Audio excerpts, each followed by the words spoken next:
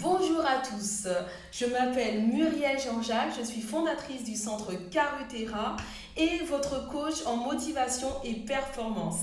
Alors bienvenue sur notre série Speed Coaching et merci de prendre le temps de nous regarder. Alors la semaine dernière, nous avons vu ensemble comment booster notre énergie en évitant trois éléments destructifs de notre alimentation et nous avons également parlé de la neuroplasticité. Alors moi je vous invite fortement à aller voir la vidéo de la semaine dernière pour tous ceux qui veulent vraiment booster leur énergie et leur mental. Alors aujourd'hui nous allons parler de stratégies rapides et efficaces, trois stratégies rapides et efficaces pour pouvoir vraiment éclater la procrastination. Alors, on va l'éclater vraiment comme les moustiques. Éclater la procrastination. Et je vais vous apprendre donc comment vous débarrasser une fois pour toutes de la procrastination. Alors, je sais, pour beaucoup d'entre vous, vous avez des projets qui vous tiennent à cœur, vous avez des projets qui vous passionnent. Et le plus souvent, vous ne savez pas comment y arriver parce que vous procrastinez, il y a d'autres petites tâches qui vous permettraient d'accéder à vos projets, mais qui sont là et qui vous prennent de l'énergie, qui vous prennent une bonne partie de votre cerveau et qui vous empêchent d'avancer. Alors, je vais vous apprendre comment justement passer à travers ça pour pouvoir passer plus de temps dans les tâches qui vous passionnent, qui vous tiennent à cœur et le faire avec plus de plaisir et ainsi augmenter votre fierté et votre satisfaction personnelle. Alors, la première stratégie, c'est embrasser le crapaud. On l'a éclaté, c'est ça. Embrasser le crapaud. Alors, c'est en fait cette idée-là, cette stratégie-là nous vient de Brian Tracy qui a écrit Eat That Frog. Et en français, c'est embrasser le crapaud. Je vous en ai parlé la semaine dernière quand je vous ai conseillé de lire le bouquin. Et je trouve vraiment l'idée super.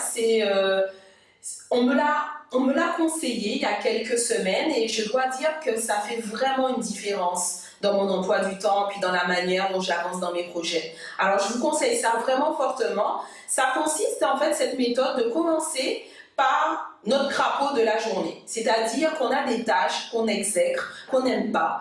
Et généralement, on les met à la toute fin. Et souvent, on va les repousser puis elles vont s'accumuler. Alors, au lieu de les repousser, de les accumuler, Brian Tracy nous recommande de les commencer, de les faire en priorité dans la journée. La première chose que vous allez faire quand vous allez commencer, c'est vraiment faire cette tâche-là. Donc, embrasser le crapaud. Ça, c'est la première stratégie pour pouvoir vraiment éclater la procrastination. La deuxième stratégie pour éclater la procrastination, ça va être la méthode PAVA. Alors oui, la méthode PAVA, qu'est-ce que c'est? Alors bon, c'est moi qui ai inventé un petit peu. C'est quelque chose qu'en fait que j'utilise et que je trouve qui marche aussi pas mal pour vraiment se débarrasser de la procrastination. Donc P comme pire scénario, excusez-moi, j'ai eu carrément un blanc. Pire scénario, A comme alternative, V comme validation, A comme action. Alors, qu'est-ce que ça veut dire?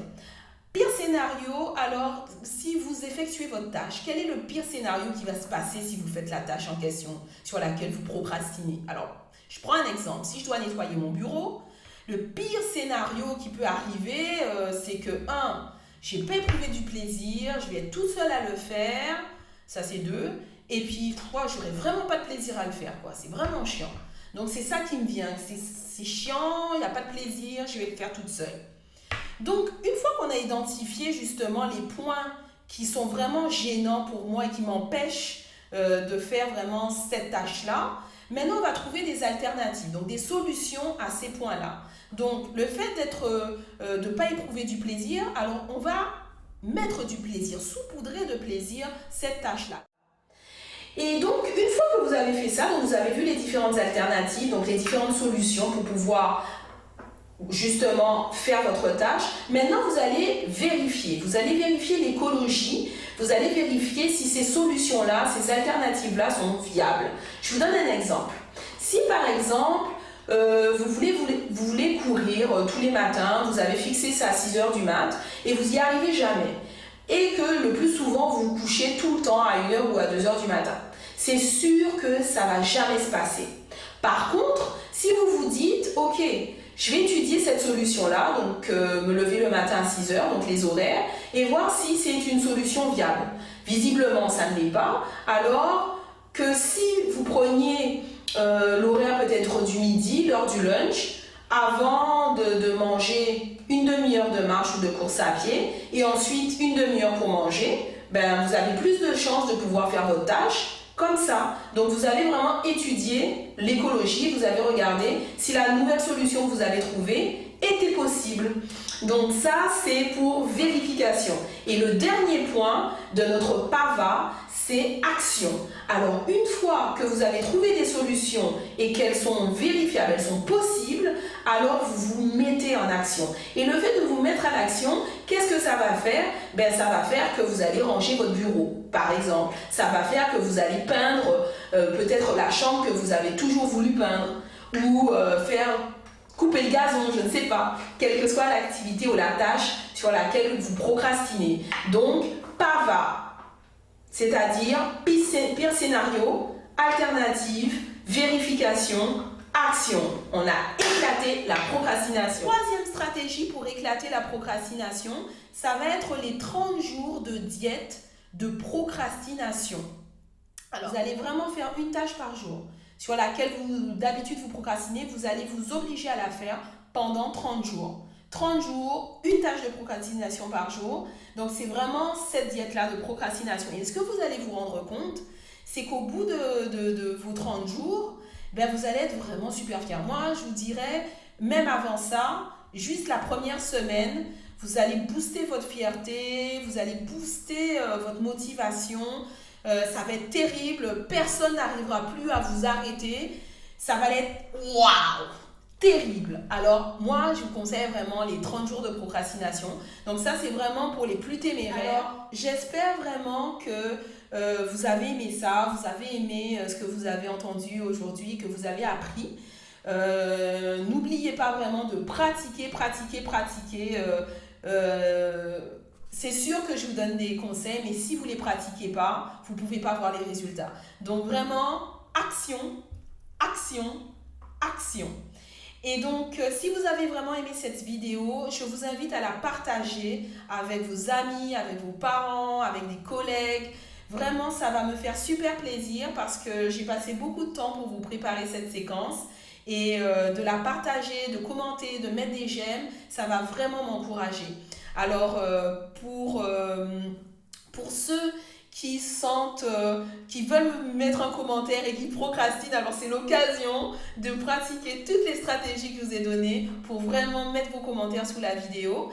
Et puis, je vous avais parlé d'un petit bonus, vraiment pour mettre du plaisir un peu dans toutes ces activités-là ou ces tâches sur lesquelles vous procrastinez ou que vous avez fini de procrastiner dessus, mais sur lesquels vous procrastinez. Alors, rendez-vous au www.carutera.com. Alors, ça s'inscrit en dessous.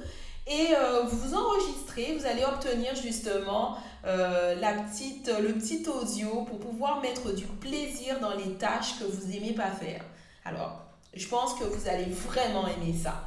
Donc, je vous remercie vraiment d'avoir regardé la vidéo. Avant de vous laisser, j'ai une petite annonce à vous faire. Je vous en avais parlé la semaine dernière.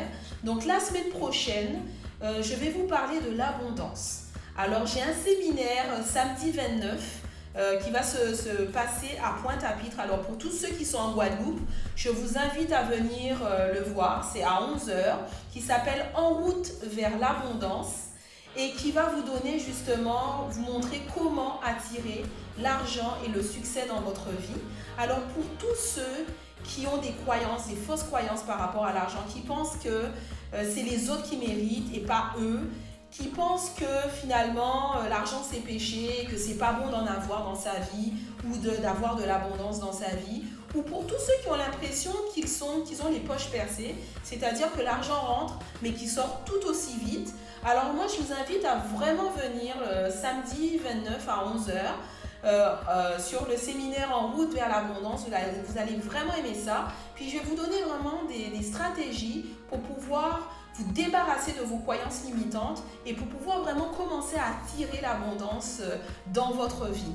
Alors pour tous ceux qui sont intéressés, qui voudraient s'inscrire, je vous invite à utiliser le lien qui est en dessous pour pouvoir vous inscrire ou à aller sur le www.carutera.com.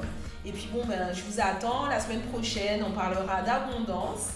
Et puis d'ici là, passez vraiment une très belle semaine. Et puis à la semaine prochaine. Bye bye.